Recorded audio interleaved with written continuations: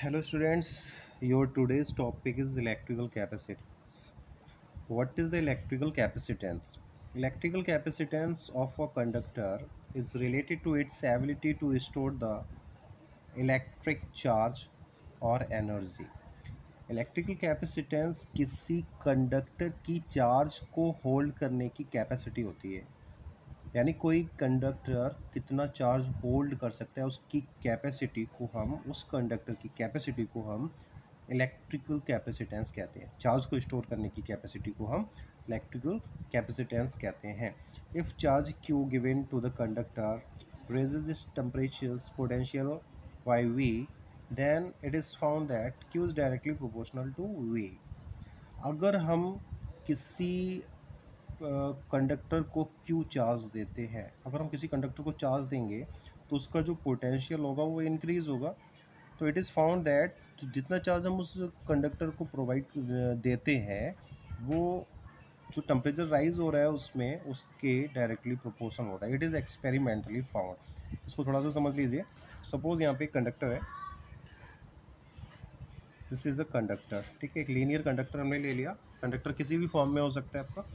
इस पर हमने एक प्लस क्यूब चार्ज दे दिया, ठीक है। अभी ये प्लस क्यूब चार्ज है, यहाँ पे कोई पोटेंशियल नहीं है। प्लस क्यूब चार्ज हमने इसको दे दिया, इसके चारों तरफ इसका एक फील्ड है, क्लियर। किसी टाइप का कोई पोटेंशियल यहाँ पे नहीं है।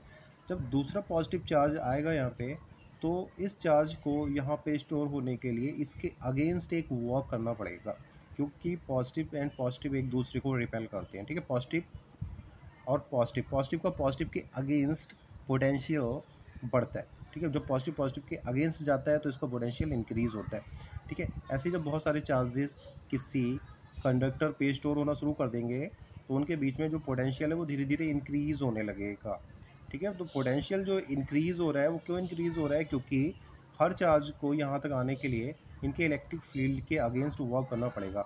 जैसे जैसे charge number of charges increase होते जाएंगे वैसे वैसे पोटेंशियल इंक्रीज़ होता रहेगा, ठीक है।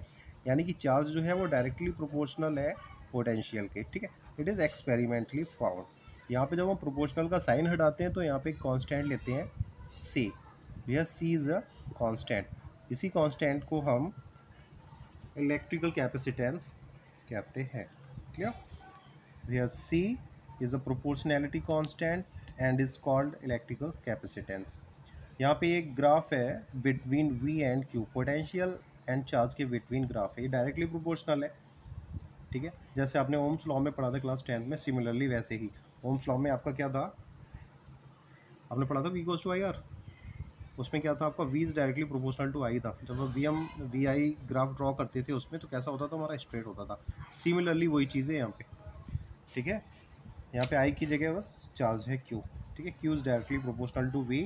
प्रोपोर्शनैलिटी का साइन जब हम हटाते हैं यहाँ पे तो सी आ जाता है। V C is a constant and proportionality constant and is called electrical capacitance and this is a graph versus V versus Q, potential versus charge, clear.